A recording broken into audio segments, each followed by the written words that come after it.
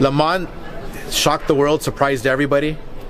If you go by the rules, if you go by on paper, and that knee, well, the rule. Yeah, I mean, I thought it was a good fight overall. Lamont, I always knew Lamont was, he wasn't coming to lay down. I've been knowing Lamont since we was kids. A few boxing professionals had an idea of how good Lamont Roach was before his fight against Gervonta "Tank" Davis. However, once the fight was over, many others have come to testify of how insanely good Roach is, seeing how he held Tank to a draw. Can't go with a winner right there, you know what I'm saying?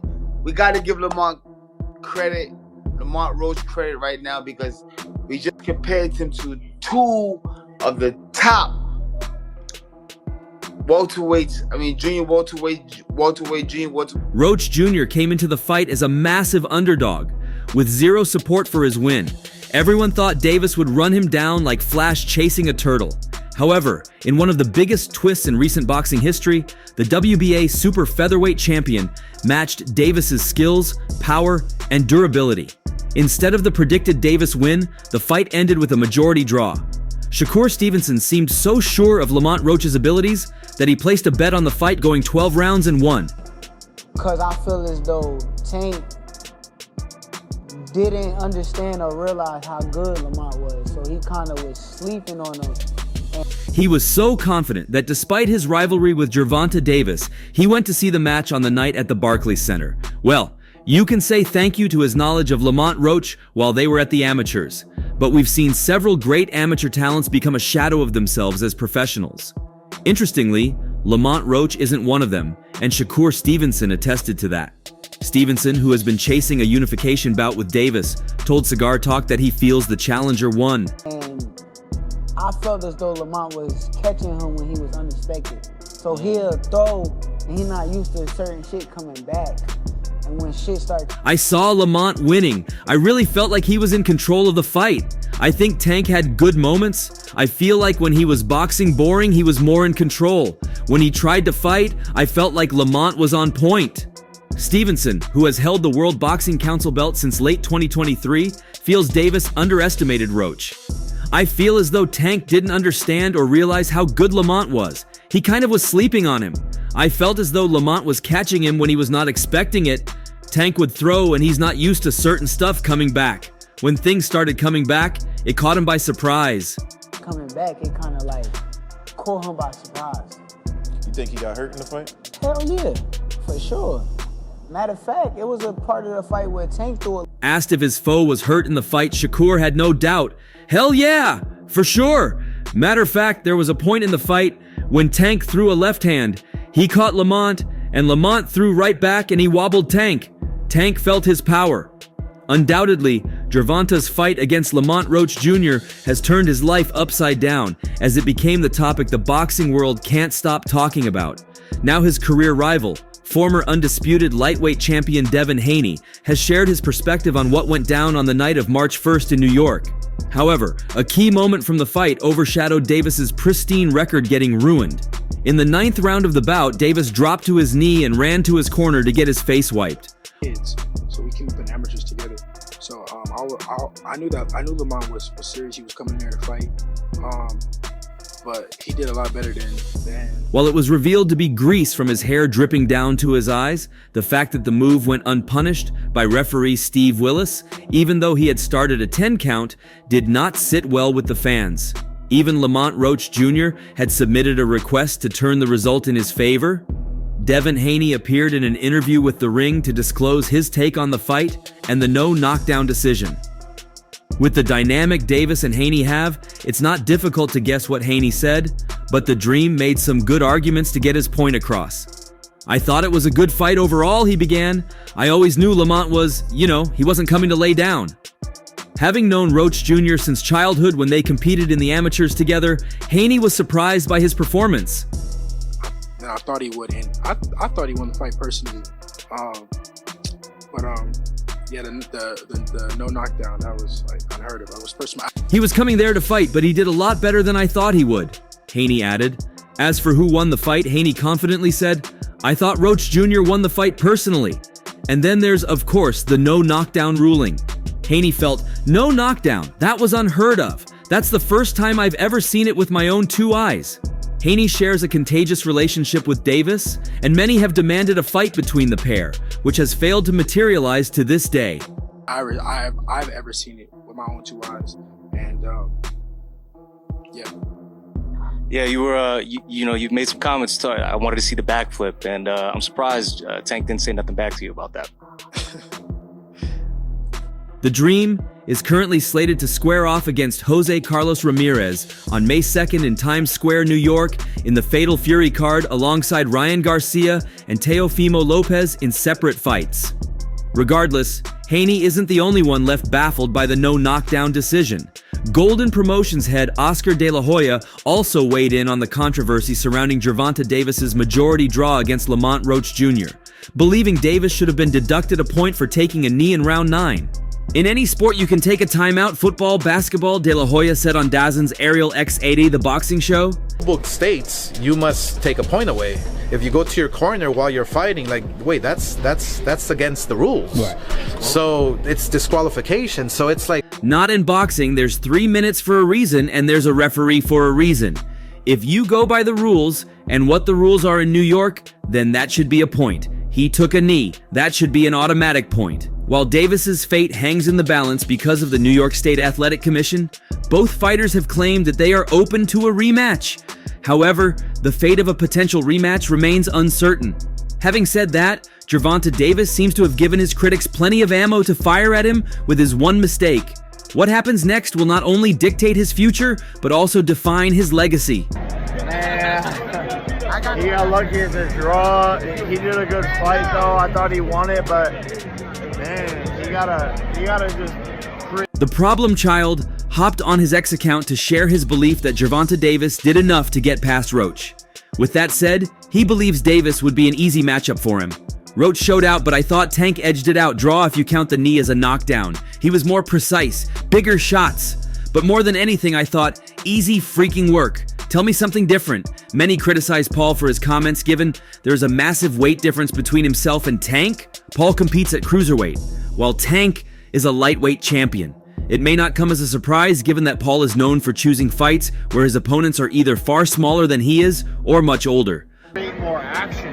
That's a sparring session as far as I'm concerned. Oh my God. But, God damn, that's not the Gervonta I know. Paul was expecting a showdown with top boxing star Canelo Alvarez, which would have been the problem child's most credible opponent by a landslide. Alvarez ended up being pulled away from the bout thanks to a deal for Riyadh's season. Paul's next opponent hasn't been revealed at this time. As for Tank, he verbally expressed interest in a rematch with Roach, but some are already skeptical of that happening. Shakur Stevenson, who is a friend of Roach, has offered him a title fight if Davis ultimately doesn't want the rematch. Some feel Tank's best route would be to take a second bout with Roach given his knee to the canvas has hurt his aura a bit. And they are in talks. Right now, Roach's name is ringing bells because he fought a draw with Tank. So it would be the right thing to do. When Gervonta Davis selected Lamont Roach Jr. as his opponent last year, few anticipated the fight would conclude in a controversial majority draw, creating division among boxing fans. Roach pushed Davis to the brink on March 1st in New York, with the 9th round becoming a major talking point. Shortly after landing a combination, Davis took a knee, hurried to his corner, and had coach Calvin Ford wipe his face before resuming the fight. Referee Steve Willis started a 10 count, but halted it when Davis continued, meaning no official knockdown was recorded. This decision stirred debate, as similar situations typically result in a knockdown ruling. You to call his name, you know? I just don't see Shakur taking chances with Roach. Days later, the New York State Athletic Commission attributed the lack of immediate review to a technical issue. However, despite an appeal from Roach's legal team, the draw was ultimately upheld. After Roach's impressive performance, Gervonta Davis's coach, Kenny Ellis, claimed that Lamont Roach would defeat World Boxing Organization lightweight champion Kesan Davis. Ellis believes Kesan tends to fade midway through fights at 135 pounds, often looking wobbly. Some fans argue that Kesan is a weight bully, pushing himself to remain at lightweight to gain an advantage over smaller opponents. If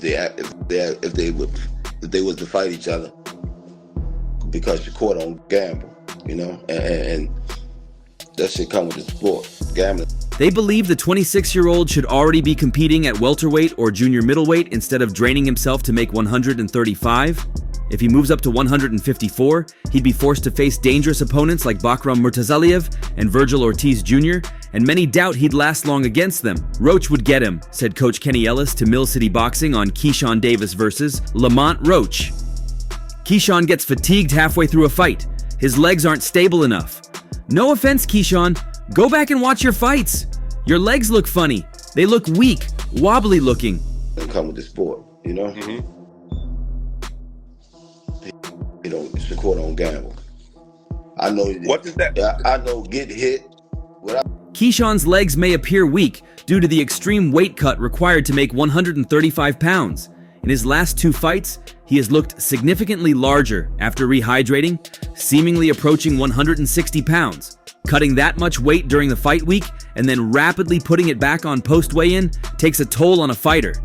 Keyshawn would be better suited moving up to 140 or ideally 147, as he appears too big for the lightweight division. It's a smart thing to do to keep your name relevant, said Ellis when told that Keyshawn was gloating about Gervonta Davis struggling against Roach.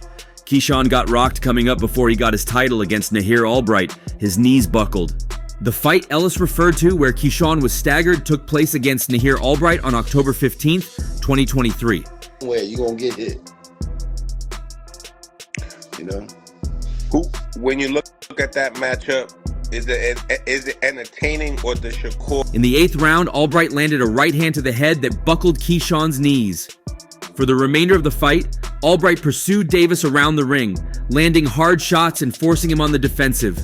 Following that bout, Top Rank appeared to ease Keyshawn's competition level, matching him against Jose Pedraza, Miguel Madueno, and Gustavo Lemos before setting him up against the weakest lightweight champion, 36-year-old Dennis Berenchik. Tank got hit with some good shots against Roach, but he didn't buckle. I see Keyshawn get buckled a few fights back by a guy that shouldn't have buckled him. Your opponent trains just like you. They have a right to fire back at you, said Ellis about Roach throwing back at Tank. Well,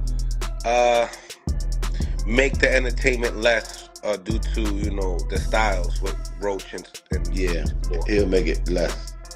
They're fighters too, so Roach has the right to fire back. They train too. At 135, Tank is number 1.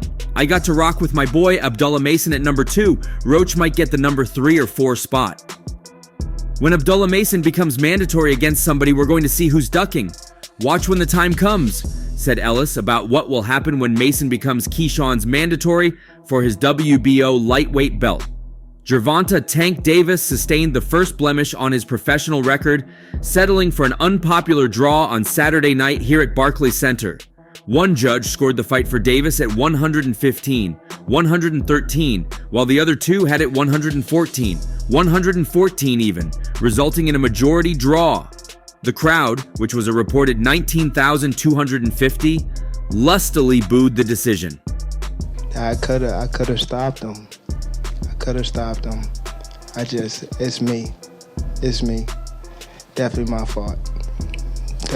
With the draw, Davis, 30-01, retained his WBA lightweight title, while Roach, January 2nd, 25, earned a significant amount of esteem, even if he didn't become a 2-division champion on this night. I'm a little disappointed in the decision. I thought I pulled it out, said Roach, whose World Boxing Association junior lightweight title wasn't at stake. That's what 2 skilled fighters do. Go in there and show off their craft. I definitely thought I won, but we can run it back. Davis, too, thought he should have won. I think I pulled it out in the last 3 rounds for sure, he said. Did enough to get the victory over a spectacular fighter. I told y'all from the beginning, man, that I got the skills to pay the motherfucking bills. I've been telling y'all. I was catching him with some clean shots. I felt I was breaking him down as the rounds were going on, but he kept coming, so I didn't want to make mistakes and I kept it cautious. CompuBox stats told the story of the 29-year-old Roach outworking Davis over the 12-round distance, with Roach landing 112 of 400 total punches, while Davis landed 103 of his 279 attempts. Davis had a slight edge in power connects, landing 93 of 210 attempts, while Roach landed 87 of 252 attempts. The most consequential sequence of the fight wasn't any punch, but rather a decision by referee Steve Willis. Seconds into round 7, Davis took a knee after absorbing a jab from Roach, then ran over to the corner to have a cornerman wipe his face, an action that he later explained was because he had chemicals from his hair dripping into his face. My fault. It's all right. You know what I mean? You live and you learn. I definitely could have. That was on me too. That was on me for sure. Because I ain't pick it up when I supposed to pick it up. And Willis began to count a knockdown, reaching 2 before changing his mind and allowing Davis to be illegally tended to by his cornerman. Had Willis correctly called that a knockdown or penalized Davis's corner for interfering in the middle of the round, judges could have scored the round 10-8 in Roach's favor, giving the prohibitive underdog the margin of victory. It should have been a knockdown, Roach said. If that was a knockdown, I would win the fight. He's saying grease got in his eye, but if he takes a knee and the ref starts counting, it should be a knockdown. Davis's explanation seemed to upset the crowd further as they booed him once more. It's all cool, Davis said. I'm just glad I got to show it, honestly. I'm glad I got to show it. I appreciate, like I said before, I appreciate true boxing media. Some guys that didn't count me out. So that's just how I feel, man. They love you, then they hate you, then they love you again. You know what I mean? Terrence Crawford was among the boxing personalities who chimed in on the fight, stating that he felt Roach was robbed of a deserved victory. I never seen someone take a knee and they don't count it as a knockdown, Terrence Crawford chimed in on social media. It was clear from the outset that both fighters, who had fought each other twice as young amateurs, had a great deal of respect for one another, as neither seemed to want to take any chances at walking into a counterpunch. Davis, 30 of Baltimore, began to pick up his activity slightly in the second round, leading with 1-2 counters as Roach maintained his steady, disciplined pressure, which made Davis work but gave him little off which to counter. I could have definitely did more. Definitely did more. Just a lot going on. But again, it was myself. Roach made his first significant statement of the fight in the third, landing with both hands to the body before landing a right around the guard. Davis stepped up his work rate in the fourth, getting off with 1-2 combinations as he sought to convince Roach to take more chances. Davis's best offense of the round came when he shoulder-butted Roach, which drew a retaliation right hand to the face from Roach. Willis warned Roach for the infraction, even though it was Davis who committed the foul. And I think I won. And, I can't wait to do it again. I can't wait to dance again. All right, guys, raise your hand. We'll get you a mic. So try to be patient because we will try to get to you. Hey, Lamont. Over here. What's up? Yo, what's up? Hey, The fifth round saw both fighters step up the intensity a little more as Davis began to find the target with double left hands and Roach backed straight out of exchanges. Anyone doubting whether Roach was a serious threat to pull off the upset would have been convinced by the seventh round when Roach appeared to hurt Davis with a counter right hand that landed awkwardly on the right side of Davis's face as he attempted to turn away from the shot. Roach wobbled Davis momentarily, but he continued to be disciplined in his approach, having noted the long list of fighters who were knocked out by Davis as they attempted to capitalize on an advantage. Roach continued to find success in the eighth round as the two exchanged their rear power hands, with the right hand of Roach doing more damage than the left of the southpaw Davis. But you gotta go to the gym and, get back to the drawing board and, train a little harder. After the chaos of the ninth round, Roach continued to put on smart pressure, putting his punches together to the body and head, while Davis mostly settled for one punch at a time. With the fight potentially in the balance, it was Roach who came out aggressively with combinations, while Davis continued to look for that single shot. Afterwards, Davis gave his respect to Roach, whom he defeated in those two amateur bouts but now has to settle for a draw within the pros. Lamont is a great fighter. He got the skills, like I said before, and the punching power, Davis said. During this fight here, you showed the world that you didn't back down, because, of course, leading into the fight, folks were saying, Tank's opponents get intimidated and everything like that. But, of course, like you said in the press conference, you ready to boogie. Because you already knew what it was, between you and Tank. So it was a lesson learned. Shout out to Lamont Roach and his whole team. Hopefully we can run it back in New York. Let's do it again, baby. Roach, who seemed to revel in the vindication of his showing, agreed that the fighters have unfinished business. Gervonta is a great fighter, Roach said. I thank him for the opportunity to show all the people that were doubting me, all the fake boxing media and fans talking shit. That shit got flipped upside down. Even though I didn't win tonight, I thought I did. But it's a win for me in my book. But we are not satisfied with that. We need a real W. And that's all for now. For the very best updates on news, moments, events, and actions in the world of boxing, stay connected with us by subscribing to our YouTube channel, and don't forget to turn on notifications to get notified when we drop quality contents like this. Until next time, peace out.